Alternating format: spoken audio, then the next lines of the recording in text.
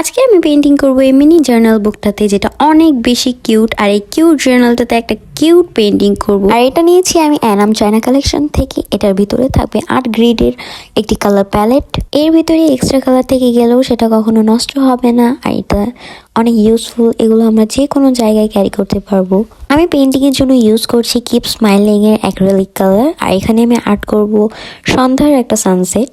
আর এই জার্নাল বুকের পেজগুলো অনেক বেশি ভালো, এগুলোর থিকনেস আর কোয়ালিটি অনেক ভালো, যার কারণে যে কোনো কালার এগুলোতে স্যুট করবে।